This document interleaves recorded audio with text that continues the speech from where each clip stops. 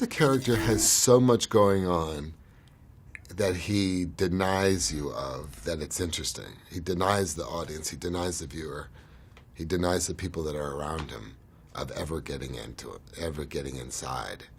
And yet, everyone feels like they have some idea of what's going on inside of Riddick.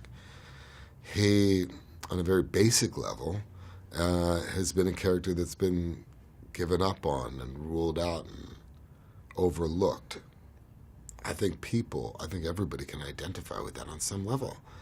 And the fun of identifying with it in the Riddick character is that you know that if you push that Riddick character too far, the wrath of hell will be on you. And I think that's even something that's somewhat of a fantasy for people. I think everybody wishes that they had some reserve of some fury and power, that if you push them too far, that they could really retaliate. I think there's something in that. The reluctant, not even the reluctant hero, the reluctant anti-hero is interesting.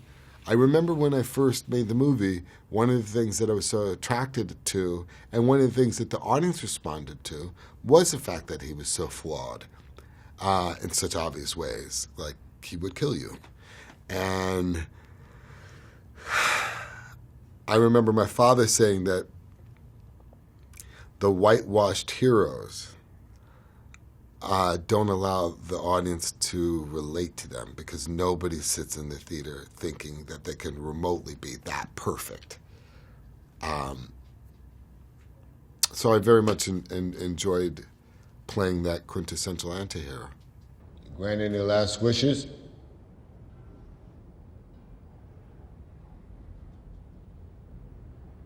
I was referring to you. Doll is a mercenary, and she's on one of the two Merc crews. She's on Boss John's crew. She's his number two. She's the sniper.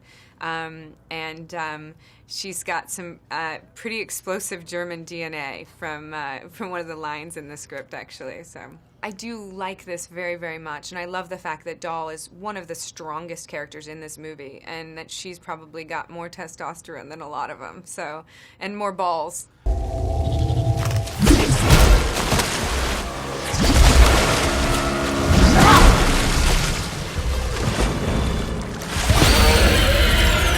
Working on something like this was cool. Working on something like this was different than working on the Fast Saga and working on Fast 6 with a huge budget, huge expectations. This is different. This is cool. This is, you either saw Pitch Black or you missed the boat on that. Yeah. Plain and simple.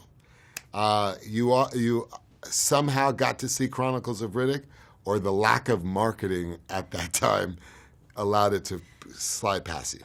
Not that the chains aren't a hot look, but no. I'm not gonna straddle you in front of all these guys. What if I killed all of them first? Easy, boy. There's a lot more trank where that came from.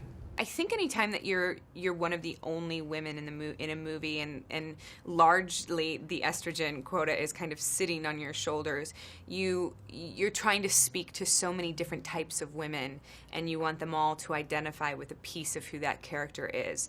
And for Doll, I think that there's something incredibly sensual and sexy about somebody who is incredibly strong and capable. And thankfully, every time I spoke to DT and I was worried that I was losing pieces of the femininity, he was like, "You're fine, you've got it." Yeah. So it was good. He had my back in many ways.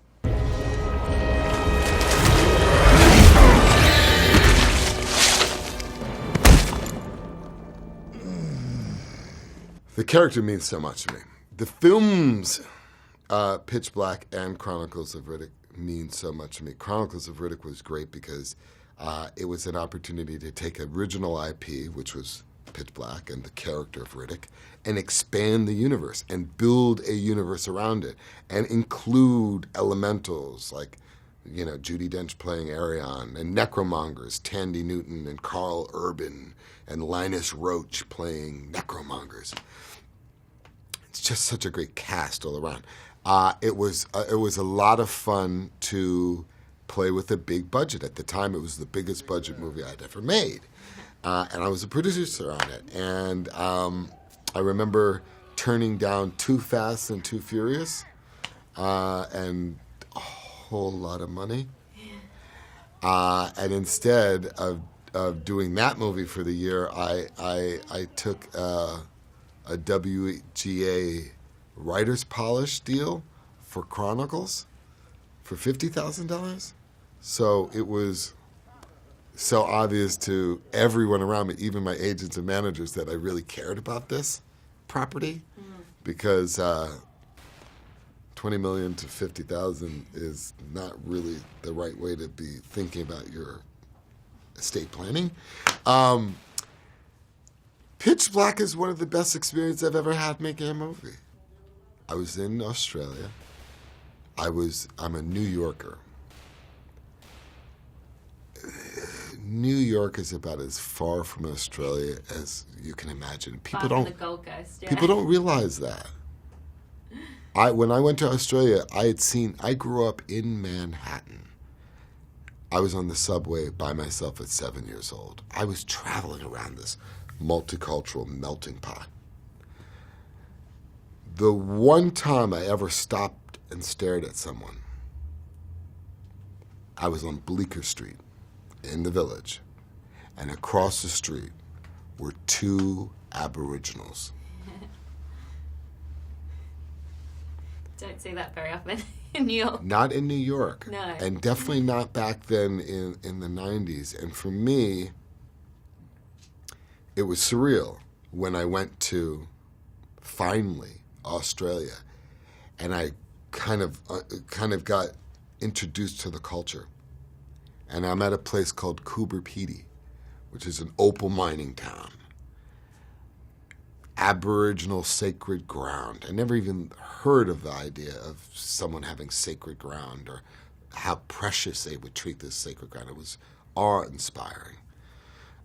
We actually lived in these caves underground, which was perfect for Riddick.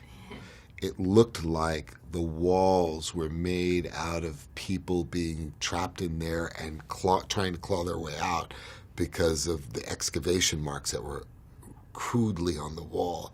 And for some reason, they were painted red. That lent itself to the character building of Riddick.